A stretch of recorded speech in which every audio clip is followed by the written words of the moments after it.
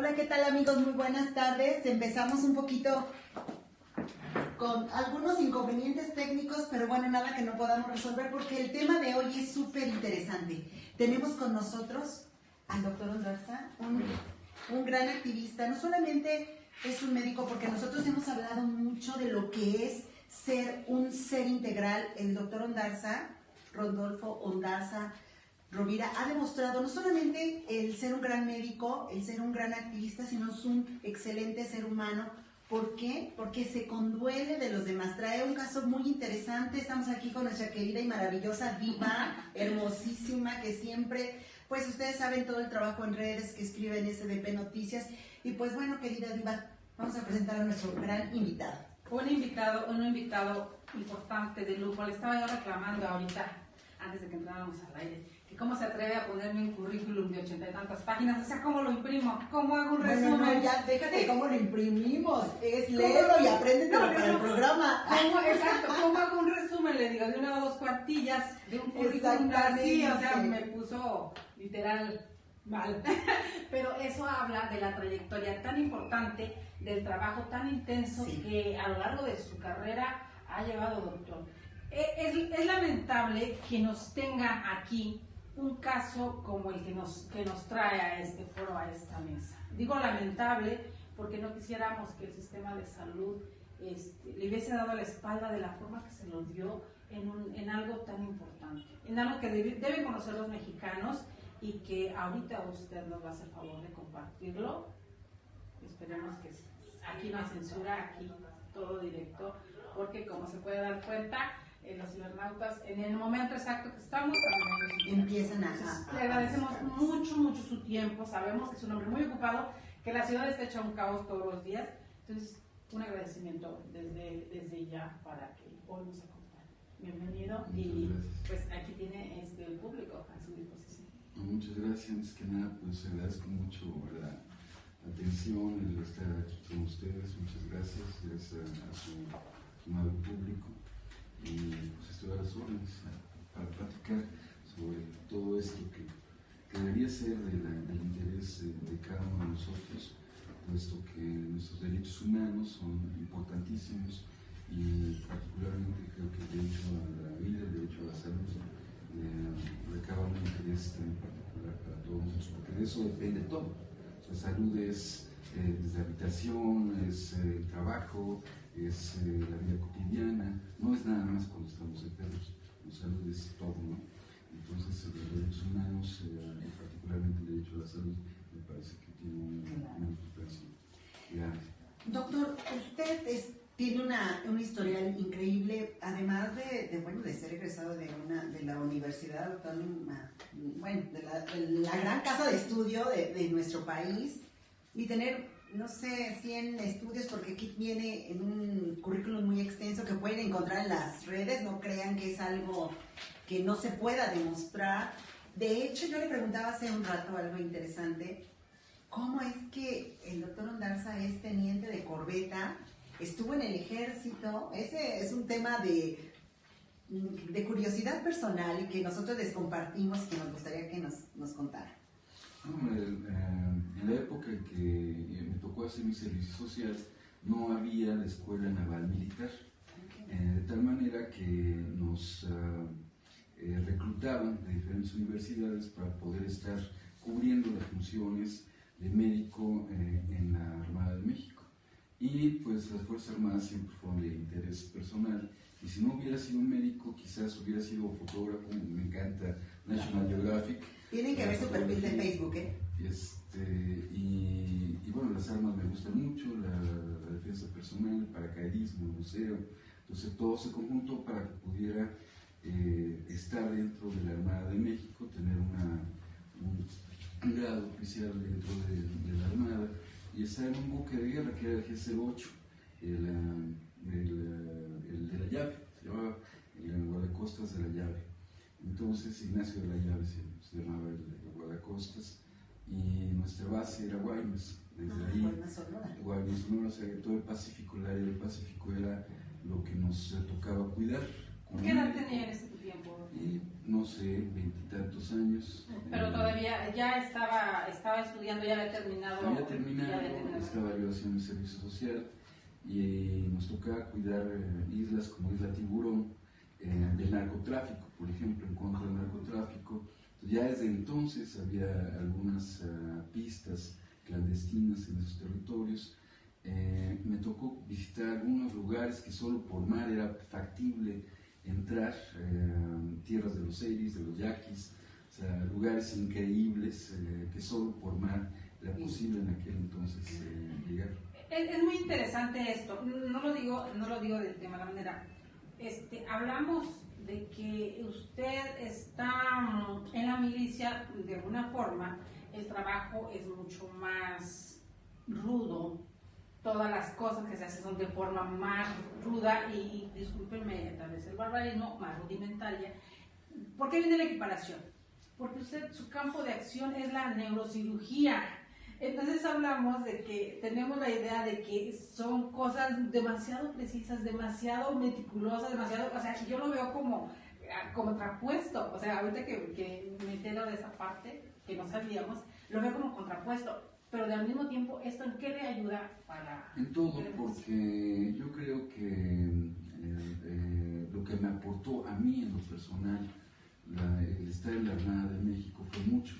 El conocer grupos vulnerables, esa parte de la sensibilidad que uno tiene que tener como médico, el conocer cómo vive la gente como profesional, ¿no? Como profesional, incluso la misma gente dentro de la Armada de México, ver que todavía existen algunos valores anacrónicos dentro de las mismas Fuerzas Armadas, como es la lealtad, de la honestidad, el valor, el coraje. El ofrendar su vida por algo que a veces no está convencido de todo, ¿no? Y en la Armada además uno está contra la naturaleza, las tormentas, por ejemplo, cuando llegan, o también contra el narcotráfico. Entonces me ayudó a mí para conformar toda una personalidad, digamos, el carácter también y darme cuenta de que no nada más es la Ciudad de México, sino es todo un país vasto, grande, con múltiples culturas, con múltiples etnias, con múltiples lenguas que había que conservar, ¿no? Entonces, que hay un país que uno tiene que tenerle cariño y que uno tiene que defender también, ¿no? Es una cosa muy bonita, muy agradable al pertenecer a un lugar como la Armada de México.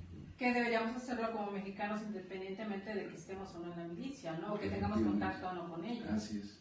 Pues qué gran aprendizaje, porque esto no es de escuela, o sea, esto no se da en las escuelas, esto es parte de su aprender diario, ¿no? De su experiencia diaria. Y además lo que sabemos que las Fuerzas Armadas tienen un estricto sentido de la disciplina y de muchos valores que en la actualidad se han perdido, como en la puntualidad, muchísimas cosas, porque ahí les exigen precisamente que firmen, que estén en la preparación, que salgan a correr. Desde que su cama debe ser perfecta y el cordoncito que les ponen para que antes de esa. O sea, es algo bien interesante. Y bueno, pues ahora nos vamos a ir al asunto médico que hoy nos trae. México es un lugar en donde mucha gente tiene un gran premio. Y ese premio es la impunidad. Y digo es la impunidad porque pasa una situación grave, un delito, un robo, alguna situación diferente y no pasa nada. Ese es el premio, la impunidad. El doctor Ondarza trabajó en el Instituto Nacional de Neurología y Neurociencias, ¿no?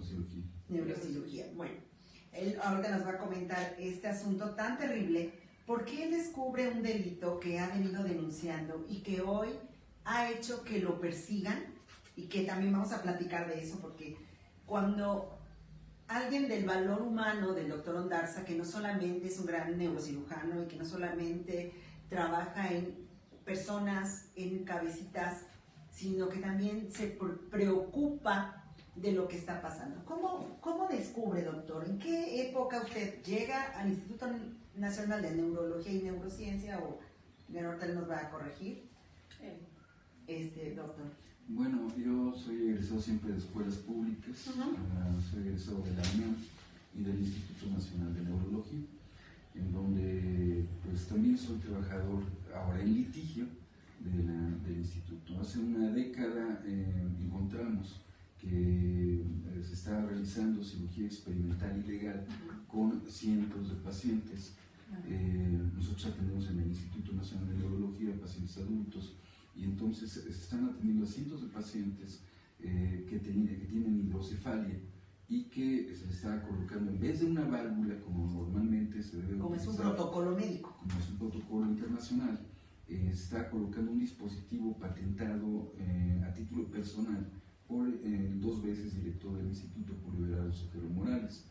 Debido a esto, Julio Everardo Sotelo Morales. Julio Everardo Sotelo, porque bueno, esto que nos está comentando el doctor Ondarza, no solamente es este asunto, sino que va atrás, vienen grandes amenazas. Doctor, por favor. Sí, de hecho, el quid del asunto, la piedra toral del tema es de que los pacientes no tuvieron una carta de consentimiento informado, detallada de acuerdo a la Ley General de Salud en su reglamento en materia de investigación, que claramente dice que debe existir esta carta de consentimiento informado en donde debe explicársele al paciente que va a ser sometido a un tratamiento médico experimental, claro, de potencia especial, y que ese tratamiento pues tiene ciertos beneficios, ciertos riesgos, claro, pero también tiene que haber la información para el paciente de qué otras alternativas, como lo son las válvulas que normalmente utilizamos, para que el paciente por libre albedrío pueda elegir entre un tratamiento experimental y algo que no lo es, algo que es, que es rutinario. Entonces, esa carta además debe tener por escrito que el protocolo va a ser gratuito, que al paciente se le cobró, que si va a haber alguna complicación, bueno, pues entonces el protocolo paga. Tiene que estar firmado por el autor del protocolo, por testigos, por el paciente mismo. Debe expresarse en el documento que en cualquier momento va a estar informado el paciente y que en cualquier momento también puede decidir salirse del proyecto experimental. Esto es muy importante puesto que hay anualmente muchos proyectos de investigación clínica o quirúrgica y que debemos todos estar muy atentos porque tanto en el IMSS como en el ISSSTE como en cualquier otra parte del sector salud podemos nosotros como pacientes caer en un protocolo experimental, ya sea con píldoras, ya sea con cirugía de cualquier tipo, pero si esto no está hecho dentro de un marco ético, si esto no está tomando en cuenta nuestra persona, como en el caso que estamos ahorita platicando, donde fueron cientos de personas en donde no estamos hablando del Instituto Nacional de Neurología y Neurocirugía Manuel Velasco Suárez. Efectivamente. Digo, para que quede bien claro, bien puntual, porque no se mencionó como tal al principio. Entonces estamos hablando, pero a lo mejor quien nos está viendo todavía no tenía la idea de dónde están hablando, del contexto. Entonces por eso recalco, estamos hablando de prácticas ilegales, se pueden decir, que se estuvieron llevando hace 10 años. En el Instituto Nacional de Neurología y Neurocirugía Manuel Velasco Suárez, ¿sí? Para que nos quede así más claro. Así es, efectivamente, sí, en el Instituto Nacional de Neurología y Neurocirugía Manuel Velasco Suárez es donde se llevó a cabo la cirugía experimental ilegal en cientos de pacientes. Cientos de pacientes, 474. 474, de hecho ese es nuestro gran logro. ¿Son 474 denuncias? Donde son 474 personas reconocidas por la propia institución.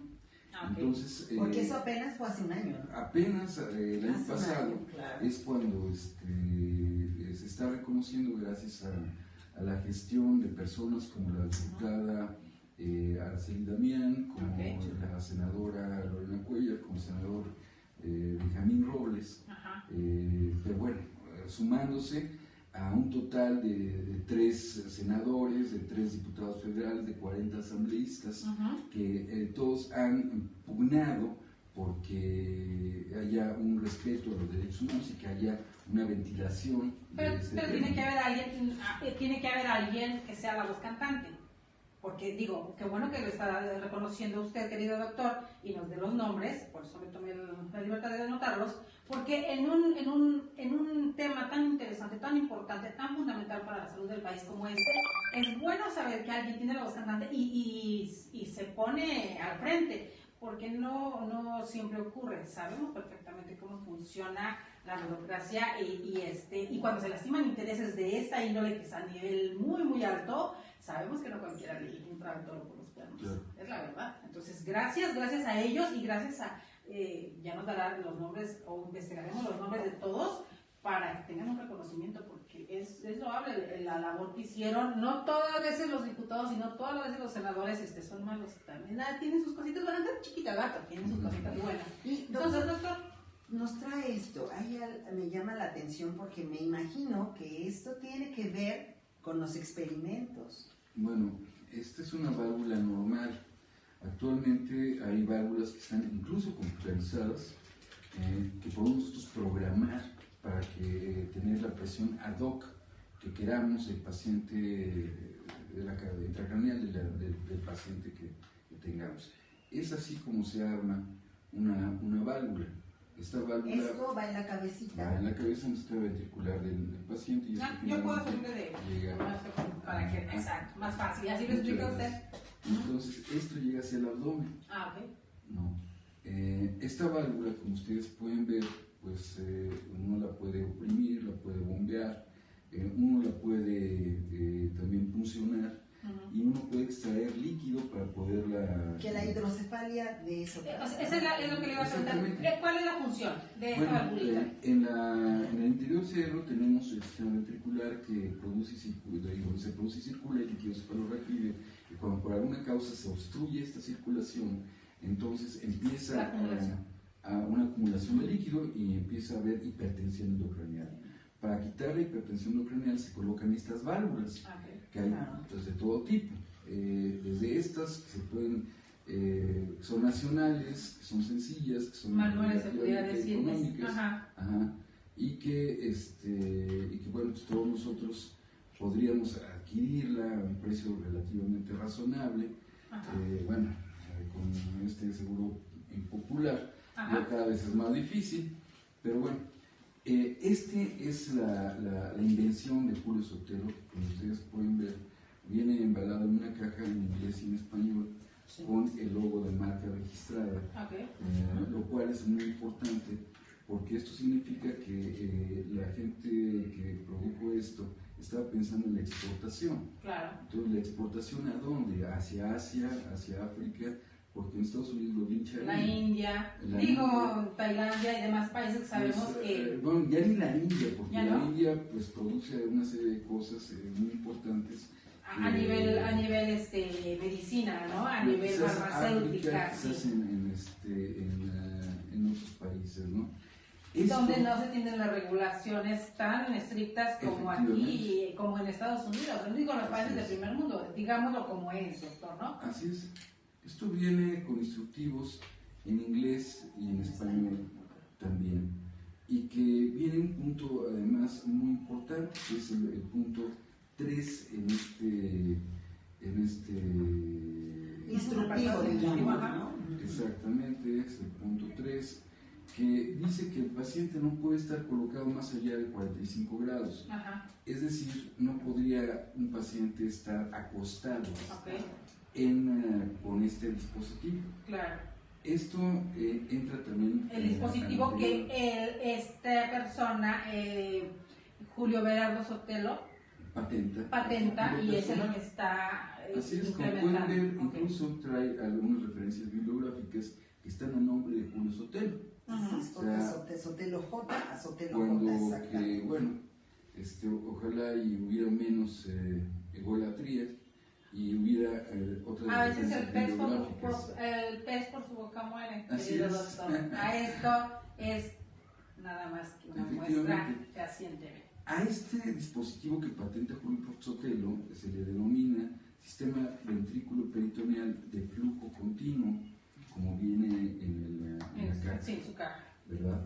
¿Por qué? Porque no tiene una válvula, carece de una válvula. Una válvula es como este dispositivo que habíamos comentado. este dispositivo experimental no tiene válvula, carece de válvula.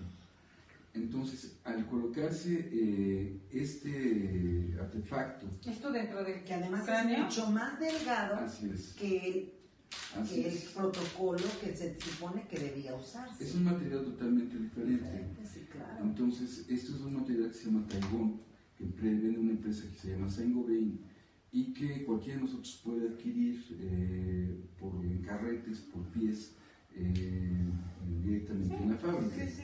Entonces, lo que hacen es colocar un conector que va a la parte intracraneal, luego va hacia esta parte, hacia el abdomen, y esta parte intracraneal, después de hacer un orificio de trépano.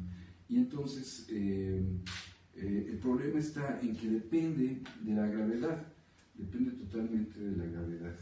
O sea, de tal manera que si uno está de pie o está sentado, pues puede haber un drenaje adecuado. Pero si uno está acostado, no hay un drenaje. Y esto hace que el paciente pueda fallecer, porque al no haber un drenaje apropiado, pues como se acumula el líquido, no hay forma de drenaje. Querido doctor, qué grave, porque entonces, ¿cómo puede tener una regulación? ¿Cómo fue aprobado cuando no tiene los requerimientos necesarios, indispensables para la función que se supone fue creada? Claro, bueno, yo creo que en los lugares en donde se hace el registro de patentes, cualquiera puede registrar lo que sea. Cualquier invención de hecho esto no es ninguna invención. Ajá. Esto, cuando se empiezan a desarrollar estas válvulas, ajá, es en los años 50. Claro. Entonces, esto que está presentando Julio Sotelo no es ninguna innovación, es un retroceso a los años 50. Esto ha llevado, una válvula ha llevado... En la medicina, hablando en medicina, con los adelantos científicos y a cómo avanza cada año, estamos hablando no de 50 años o 60 años como pudiéramos sumando, ¿no? Un retroceso a los años 50, 60 años. No, pero en medicina es un mundo de diferencia, ¿no? Así es. Es como regresar a las cavernas. Es como el presidente lo que dice el presidente de algunos mexicanos, que pues, es más avanzado hacia los 50, ¿no? Entonces, sí, más menos. Wow. Más menos. Qué grave. Y entonces, perdón que lo interrumpí porque son acotaciones que debemos tomar en cuenta para hacer un... Claro, los seres humanos hablamos de la cabeza, o sea, y nos aterramos. Sabemos que hay una operación, que hay un tumor, que hay una hidrocefalia, que hay algo y nos aterramos porque sabemos que este es nuestro motor. El problema es cómo es posible que haya esa impunidad de la que platicábamos ante pues 474 personas que ya están reconocidas como portadoras de este sistema que ha matado a mucha gente y que ha dejado con daño neurológico permanente a muchas personas, y que no nada más se ha hecho en el Instituto Nacional de Neurología, sino que de acuerdo al mismo Julio Sotelo, en 8 centros neurológicos más. Tan así que esto no únicamente se ha hecho con pacientes adultos, que son adultos los que operamos en el Instituto Nacional de Neurología, sino en recién nacidos. Entonces, en recién nacidos también se hace, y lo increíble es que, bueno, si la lógica es que esto nada más funciona por el gradiente de gravedad, lo increíble es que si un recién nacido no se sienta ni tampoco camina, se lo pongan a... Sí, ¿cómo lo pueden poner a 45 grados? ¿O se va a morir? ¿Cuáles sería en ese caso, nos dice, los daños fuertes que pueden ocasionar esto, los daños que es la muerte? Pero si no fuera así, que fuera por intervalos, ¿qué secuelas?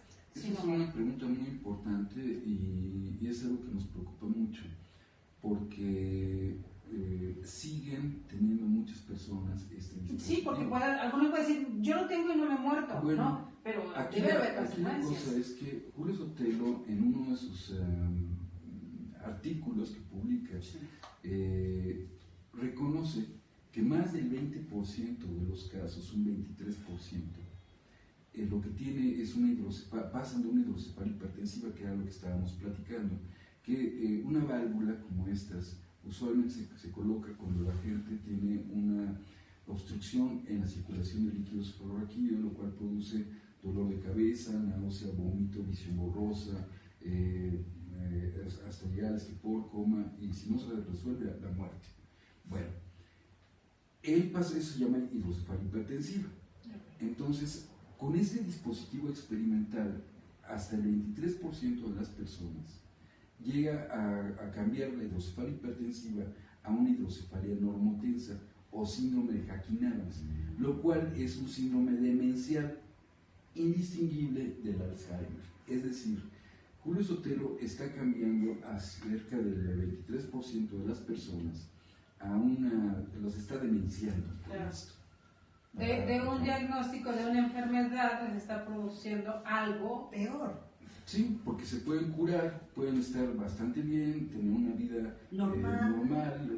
Y ya al hacerlos demenciales, pues finalmente quedan pues fuera. Perdón por la palabra, pero estamos hablando casi son como zombies. Así es, esto no pasó, no hubo una carta de consentimiento informado, lo cual es la piedra total del tema. Por eso es que se conjunta un crimen de lesa humanidad y tortura médica.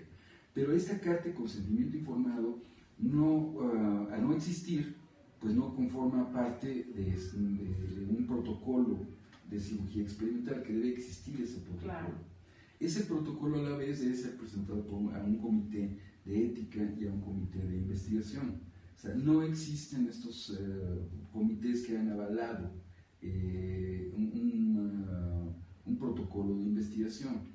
Además, siendo cirugía experimental, debió haber tenido el visto bueno de la Secretaría de Salud. Exacto, eso es lo que le iba a preguntar. Entonces, tampoco existe eso, sino volvemos al punto de la impunidad. Porque si existiera eso, entonces sería contubernio con la Secretaría de Salud. En cierta forma, sí. En cierta forma lo es. Sí, lo es. Para tener un registro, para tener una patente, pues tuvo que haber pasado por todos estos. Sí, pero aparte de la patente. Además, hay una junta en cada Instituto Nacional de Salud, en cada hospital. Entonces, hay una junta de gobierno. Y en los institutos nacionales de salud, quien preside la junta de gobierno es el mismo secretario de salud. Entonces, el secretario de salud debe vigilar, ya por ser el secretario de salud, qué es lo que está pasando en todos los hospitales. Claro. Pero bueno, además, si fuera demasiado lo que tuviera que vigilar en todo este ancho país y hermoso país, entonces también es presidente de la junta de gobierno de esa institución. Entonces, conflicto de intereses todavía un grado más grande. Es mucho mayor. Y estamos hablando de secretarios de salud que van desde Juan Ramón de la Fuente hasta Narro. Entonces, pasando por Julio Frenk, pasando por todos los que han pasado. Y para que quede así bien puntual, si para una cirugía cesárea, que ya lo han hecho como si ahorita es curar una muela, ¿no? Porque así lo han hecho cuando no debiera ser, hasta para una cesárea, tienes que firmar un consentimiento y tiene que entrar el anestesiólogo y te tiene que explicar todo el protocolo y te está diciendo todo y sobre eso firmas. ¿Cómo es posible que para algo tan grave como una trepanación en el cerebro y para implementarte un dispositivo de esta naturaleza no haya todo este protocolo que debiera seguir? Sí, desafortunadamente cuando ingresamos a un hospital público o privado, lo que tenemos que hacer es firmar una carta de consentimiento informado, pero que es genérico. Genérico, sí, claro. Entonces, que no es una carta específica que vaya de acuerdo a la Ley General de Salud y su reglamento en materia de investigación para cuestiones experimentales. Pero por otra parte, en el caso del Instituto Nacional de Neurología, las cirugías fueron realizadas por médicos residentes, sin la supervisión de un médico adscrito, que eso ya es una causa per se de inhabilitación del directivo. Claro. Entonces, o sea, perdón por la expresión, doctor, pero viles conejillos de indias. Por supuesto, lo increíble es que dentro de esa impunidad, por ejemplo, el director actual general era director médico en aquel entonces. O sea, él también ya lo sabía. Por supuesto. Todo esto, todo el mundo lo sabe. Y aún así, Narro lo designa como director médico del Instituto Nacional de ¿Por qué Neurología. no si solo hizo experimento con 500 y no con 2? Bueno, es que parece un premio. Sí, exacto. Porque alguien es el país antidisposición, además experimenta. tiene No, denuncias pareciera, ¿no? ante el reclusorio norte y el reclusorio sur, el reclusorio oriente y el reclusorio sur, por negación de atención médica y por negligencia médica. O sea, ya los tiene por otras razones, no por esto. O sea, ¿por qué voy a atender a los presos si esos no necesitan, No.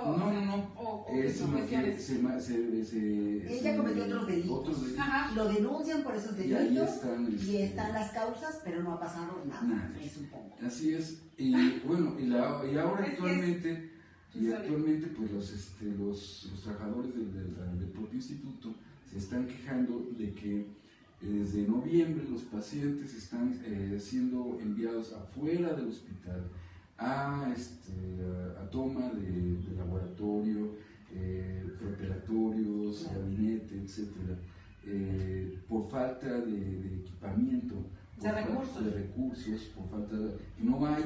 Estaban hablando los trabajadores del Instituto Nacional de Neurología que no había oxígeno a veces para atender el postoperatorio inmediato de un paciente. De hecho, a veces en este mes, bueno, en el mes pasado, porque ya estamos en marzo, hubo una manifestación de los trabajadores del instituto porque no hay medicamentos, porque no hay material de curación, porque no hay muchas cosas, pero sí hay valvulitas, sí hay negligencias, sí hay, y no pasa nada. Entonces, pero qué grave, doctor, porque se supone que hay una partida en el presupuesto para entonces ¿a dónde va el dinero? Son 874 millones que recibe el Instituto Nacional de Neurología anualmente. 874 millones. ¿Dónde está ese dinero? Esa es una gran pregunta. Porque, bueno, es precisamente por eso que los trabajadores del instituto están pidiendo la destitución de las autoridades, de la directiva del mismo instituto, porque pues no hay una garantía que ofrezca la institución para que el paciente pueda salir adelante con una calidad de atención de excelencia, ni porque, bueno, tampoco existe la garantía por parte del instituto de que el trabajador, ya se llámese enfermera, llámese médico, llámese laboratorista, tengan los insumos adecuados, el equipo apropiado para que puedan ejercer apropiadamente, óptimamente su trabajo. Vamos, hablan los trabajadores del instituto de fugas de radiación dentro de la misma institución. O sea, ¿cómo es posible que esto ocurra en un instituto nacional de salud? Bueno, querido, si estamos diciendo o nos está comentando que los residentes son los que estaban operando, se puede entender cualquier cosa. Efectivamente. O sea, qué grave lo que nos está comentando, doctor, qué grave, porque este tipo de noticias no las escuchamos. Yo vuelvo a lo mismo, podemos escuchar 20 veces, 50, 100 veces al día las campañas políticas, pero noticias importantes, cosas importantes no las sabemos. En México no hay una ley de crimen de lesa humanidad, que es un tema diferente, pero no existe. ¿Qué pasa cuando el doctor Ondarza descubre esto y decide denunciar? Cuando desafortunadamente estamos en un país en donde no existe el Estado de Derecho como es México, donde la impunidad campea, la corrupción campea, donde está permeado el sector salud también por corrupción, que además lo vemos todos los días con diferentes secretarios de salud locales que han sido en todos los institutos, en todas las instituciones. Así es.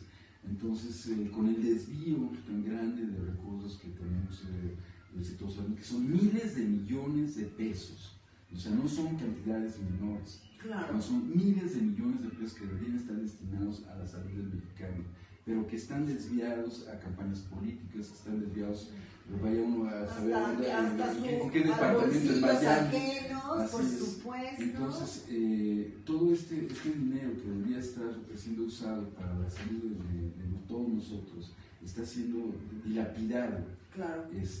Bueno, es algo terrible. Entonces tenemos que recurrir a otras instancias cuando la PGR cuando la Secretaría de la Función Pública, cuando la Secretaría de Salud no atienden nuestras demandas, cuando la propia CNDH, la Comisión Nacional de Derechos Humanos, no atiende las demandas. Nosotros tenemos como probatorias una serie de documentos que son peritajes de la CONAMED y que son de la auditoría realizada por la Auditoría Superior de la Federación. No son únicamente nuestros dichos, sino únicamente somos portadores en nuestra ONG, que es la ONG Red Solidaria Declarada contra la Impunidad, que preside el obispo Raúl Vera, la que ha llevado estas probatorias al extranjero, a la Comisión Interamericana de Derechos Humanos. Entonces, es de esta manera en que en la CNDH se puede en un momento dado presentar una denuncia que es contra el Estado mexicano y queremos llevar esto también más adelante a la Corte Internacional Penal de la Haya. Pero ¿cuál es la razón que les da Derechos Humanos aquí en México para no recibir su queja? No recibir su denuncia? Hace años fui a la CNDH y en la CNDH me dijeron que bueno que exista un ciudadano como usted. No recuerdo quién estaba presente en ese momento. Muchas felicidades, sí, perdón. No. Y entonces, muchas felicidades que exista esto, pero vayas lástima casa, que no es usted una de las víctimas, entonces vayas a su casa. Yo creo que la CNDH debería, por oficio, perseguir ese tipo de cosas. O sea, finalmente existe la suficiente evidencia. Lo menciono no por otra cosa, sino para que veamos hasta dónde hay ya el conocimiento de esto. Hace relativamente poco tiempo, hace unos meses, fui premiado con el galardón que otorga la Asociación de Comités de Ética Clínica. Entonces, esta Asociación Nacional de Comités de Ética Clínica está más que consciente de este problema, mas sin embargo no hay una ejecución por parte de ninguna autoridad, de ninguna instancia, llámese desde la Secretaría de Salud Pública, la Secretaría de la Función Pública, porque además estos documentos, estas probatorias que tenemos de la Comisión Nacional de Arbitraje Médico de la CONAMED, no fueron solicitadas por los pacientes ni tampoco por nosotros, sino dado que los pacientes fueron al órgano interno de control en el Instituto Nacional de Neurología, dado que los pacientes fueron a presentar sus quejas ante la PGR, fue la PGR y el órgano interno de control en el propio Instituto Nacional quien pidió esos peritajes. Y esos peritajes a todas luces dicen lo que he estado comentando, que no hubo una carta de consentimiento informado, que no hubo un comité de ética, que no hubo un comité de investigación, que no hubo un aval por parte de la Secretaría de Salud, que nunca debió haberse realizado la introducción ilegal de este dispositivo patentado por Julio Sotelo. En la misma CONAMED, a través de lo que fue solicitado por el órgano interno de control, que sirve únicamente como colusión, lo mismo que pasó con los 43 en Ayotzinapa, cuando Arely Gómez estaba a cargo de la Secretaría de la PGR. Bueno, ahora está a cargo de la Secretaría de la Función Pública y oculta lo que está pasando con esto. Aquí pues son más de 43, o sea, son 43 multiplicado por 10, nada más en el Instituto Nacional de Neurología. Entonces, claro. Bueno, uno se pregunta, después de todo esto, de esta impunidad, ¿a qué lleva todo esto? Bueno, a esto. No sé si ustedes lo hayan. Sí, lo reconozco y sé qué es y para qué sirve. Sí, es un GPS. Es un GPS que da la Secretaría de Gobernación. Que en el mecanismo de protección para periodistas y personas defensoras de derechos humanos, como es el caso. Precisamente la pregunta iba hacia allá. Hace algún día usted denuncia valientemente, le dicen usted es el enfermo, váyase a su casa, gracias, qué lindo, lo platicamos y ya, se acaba el asunto. ¿Qué pasa después? Hay amenazas en su contra, atentados contra su vida y esto lo lleva. Pero ¿cómo fueron esos atentados? ¿Cómo empieza el acoso? Porque además el doctor tiene una historia de injusticia total por la denuncia. Sí, hace 10 años nos corren a varios médicos y a su servidor del Instituto Nacional de Neurología por estas denuncias. En aquel entonces, un compañero ortopedista y una compañera enfermera se pusieron en huelga de hambre aproximadamente unos 10 días en las afueras del Instituto Nacional de Neurología. Cerramos a Insurgentes en un par de ocasiones y bueno, lo que ganamos fue un guerrero. Lo que también ganamos, que fue mucho, fue la llegada de la ONG que preside el obispo Olvera, porque ellos necesitaban a alguien que les ayudara con peritajes médicos. Claro. Entonces, bueno, si bien pues siempre como médico hemos tratado de ayudar a la gente que lo necesita, o sea, la atención ha sido prioritaria sobre grupos vulnerables y pues muchas veces de alguna manera o de otra pues veíamos que el paciente tuviera el medicamento, la cirugía, etc. Sí, ahora fue una cosa diferente. Nunca había pensado en pertenecer a una ONG y de la noche a la mañana me convierto en defensor de los derechos humanos simplemente porque la ONG necesitaba a alguien.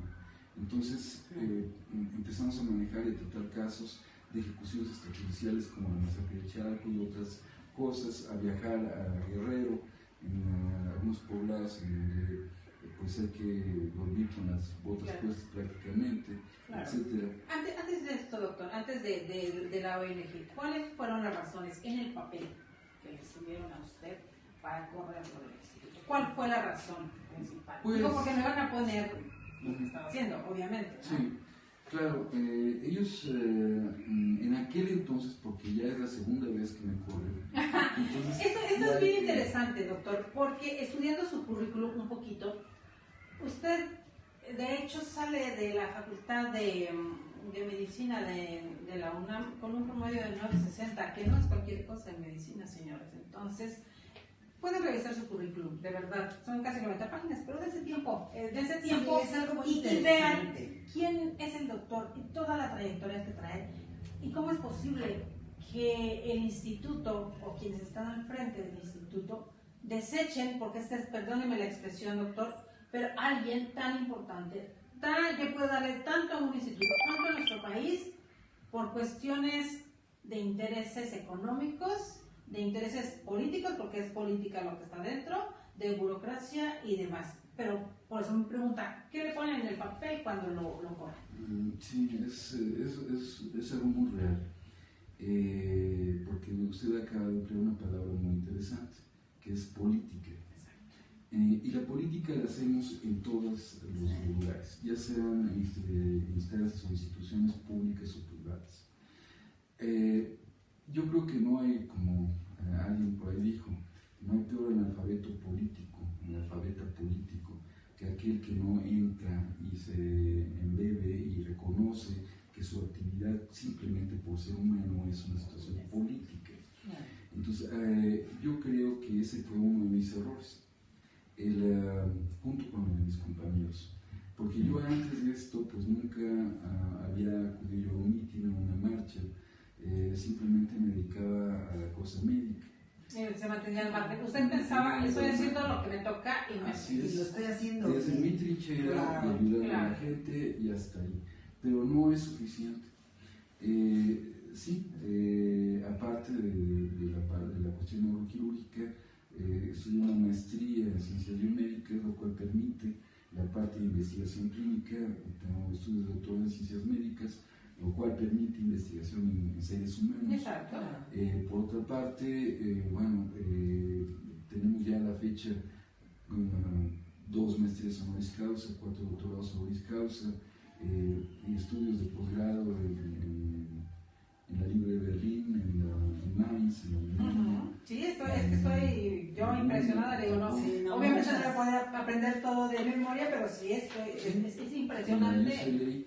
Pero digo, finalmente lo importante es que efectivamente si sumáramos de todos los años de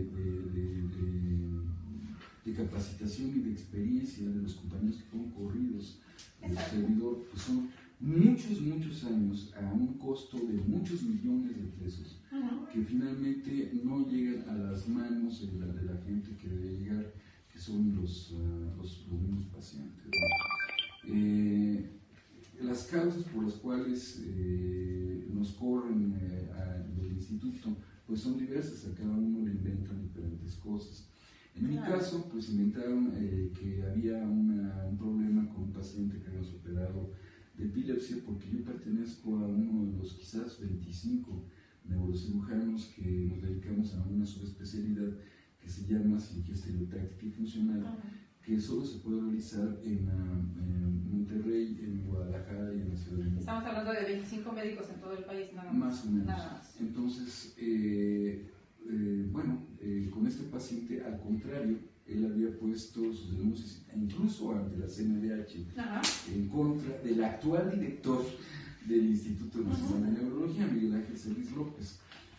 Pero tergiversan las cosas de tal manera que entonces resulta que yo era como responsable, como yo era el médico, el tratante, entonces. Pero lo que pasa es que Miguel Ángel Celis decidió él, por mutuo propio, no otorgarle la posibilidad de quirúrgica al paciente.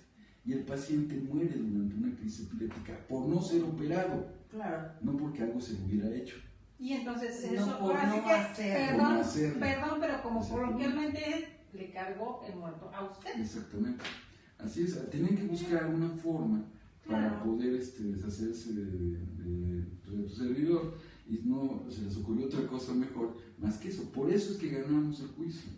O sea, pues sí, porque es algo tan burdo que era muy fácil de usted obtener probatorias a su favor. Bueno, es que nada hace la cosa de abrir el expediente. Exacto.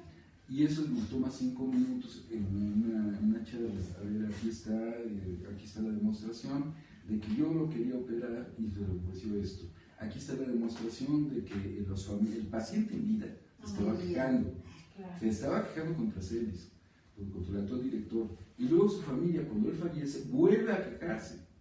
Entonces, bueno, eso lo podemos mostrar en 3 minutos. Pero en la práctica lleva años de juicio el poderlo demostrar. Así es que esa es una de las razones. Y la parte de la política. Que tanta gente está en un reclusorio esperando a que le den ahí el juicio. Y la parte de la... A veces salen inocentes y luego Eso es. Ay, no era usted, perdón, gracias, ¿no? Pero lo grave, doctor, que la parte de la política, la otra política la que nos maneja aquí como país, es que usted menciona el nombre de Narro ya varias ocasiones. ¿Y cómo es posible que los secretarios de salud, con todos los nombres que nos mencionó, tengan conocimiento de ese tipo de cuestiones y no tomen cartas en eso? Sí, es impresionante. Finalmente, pues se trata de lo que hemos denominado el cártel de la bata blanca. Que, México está lleno de cárteles. Sí, es la verdad. Qué triste, doctor. Así es, y uno de ellos, que es muy triste, es mis colegas. Porque yo creo que todo puede ser a lo mejor perdonable hasta cierto grado, menos el que un médico, alguien a quien uno le ponga los juramentos hipócritas. Así es, toda la confianza, le pone la vida en las manos a un sujeto, confiando en que va a hacer las cosas bien. Bueno, yo ya sé que de antemano que si voy con ciertas instancias de seguridad pública a lo mejor no me puede ir muy bien. O me meto en un hospital cualquiera, pero estamos hablando del Instituto y estamos hablando del Instituto Nacional.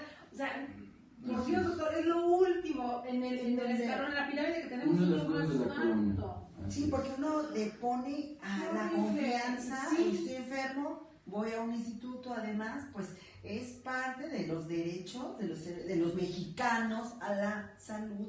Porque sí, porque si cuando estoy enfermo no me alcanza más para una farmacia de las que tienen doctores ahorita que te cobran 30 pesos por la consulta, pues es que no me alcanza para más. Me pongo mi salud ahí porque es para lo único que puedo. Como mexicanos que estamos pasando por una crisis tan severa, pues es para eso. Pero cuando estamos hablando de un instituto que recibe 870 millones al año para este tipo de cuestiones y que ocurren este tipo de prácticas, Esto es de locos.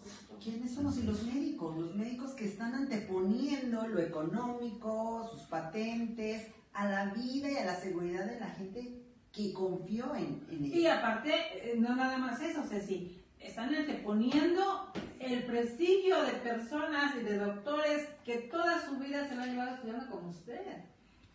Sí, Porque también va ahí, eso es como decir, parafraseando a Calderón, los daños colaterales, ¿no? Pero esos daños colaterales, vaya que no nada más perjudicaron a su carrera, perjudicaron a las personas que usted hubiese podido ayudar dentro del instituto y fuera, perjudicaron a todos los que murieron y no obtuvieron ninguna respuesta a su reclamo. ¿Y los familiares con qué se quedan? Pues ya nada. ¿Qué pueden la hacer? formación de recursos humanos. Exacto. Porque nosotros estamos formando una escuela para transmitir todo ese conocimiento que traemos de fuera del país a una serie de médicos que finalmente quedó trunco. Entonces, toda una generación perdida o generaciones perdidas de médicos en formación, de investigación, que en realidad era de lo más alto nivel.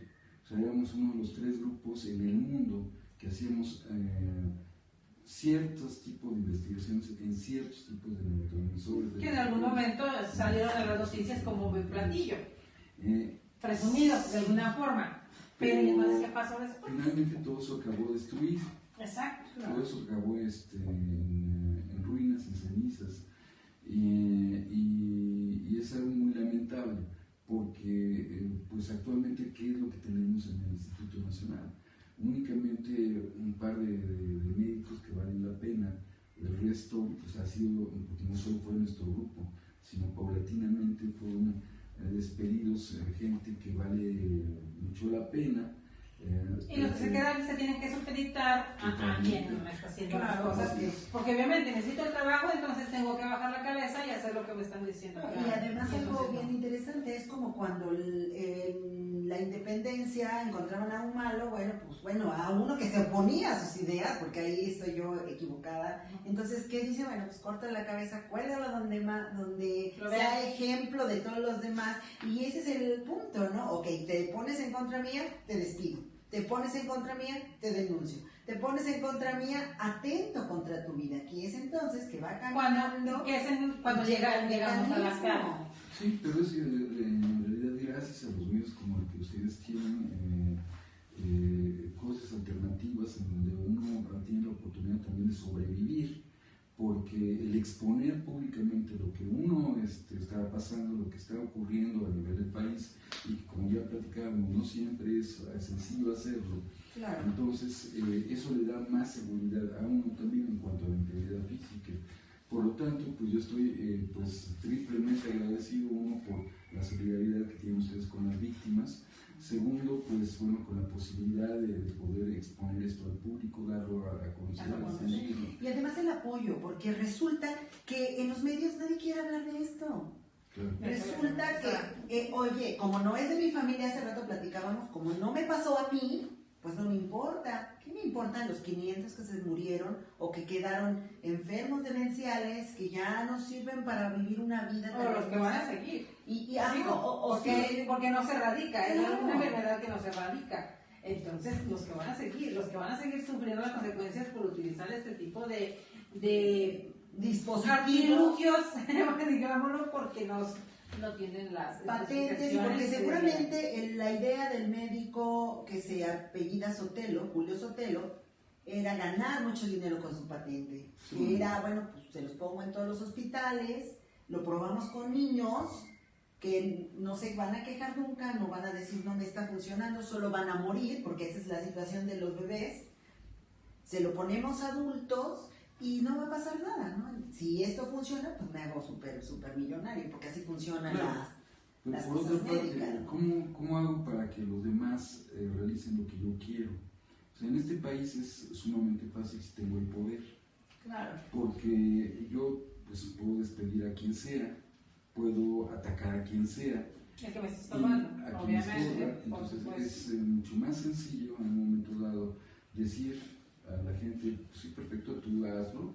Es más, yo te ayudo. Cuando la gente es cobarde, cuando la gente es, como diría nuestro amigo Cecilio, valemadrista. Entonces, yo creo que no puede uno como ciudadano, como ser humano, quedarse callado, porque eso lo convierte a uno en cómplice. Entonces, por eso me gusta mucho la palabra de solidaridad, ¿no? Solidaridad es una palabra muy bella. El contexto y el contenido real, ¿no? De la palabra. Así es comprometerse con la gente, aunque uno no esté sufriendo eso, precisamente porque tiene valor, porque tiene la empatía. Entonces ahí es donde existe ese valor.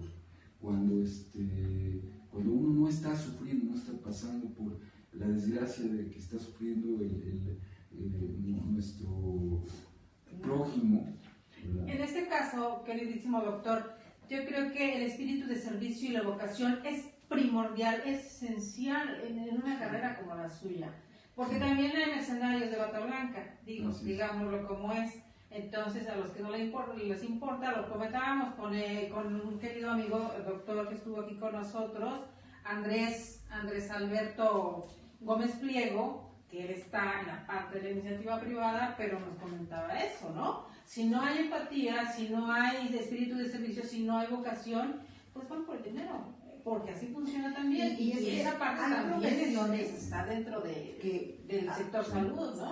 Hay profesiones que a lo mejor no pasa nada más que la pérdida de dinero, la pérdida de bienes, pero la pérdida de la vida es irreparable, no es como que, bueno, pues ya me robó, lo obliga a la autoridad, devuélvele su dinero, su bien X, pero cuando pierdes una vida nadie te va a decir, bueno, pues te voy a devolver a tu papá, a tu mamá, a tu hermano, a tu hijo. O peor que perder la vida, sí. Quedar en estado vegetativo o en estado zombie para el resto. Por eso es que las políticas públicas de salud son tan importantes y tienen que ser realizadas por alguien que tenga la experiencia, que sepa, porque esas políticas públicas en salud depende nuestro bienestar cotidiano, en nuestras propias casas, cuando acudimos a un hospital privado, que no tendríamos por qué hacerlo si el Estado garantizara el derecho a la salud que debemos tener todos nosotros, o a un hospital público. Por eso son tan importantes las políticas públicas, y que todo esté dentro de la ética, que todo esté dentro del marco de los derechos humanos,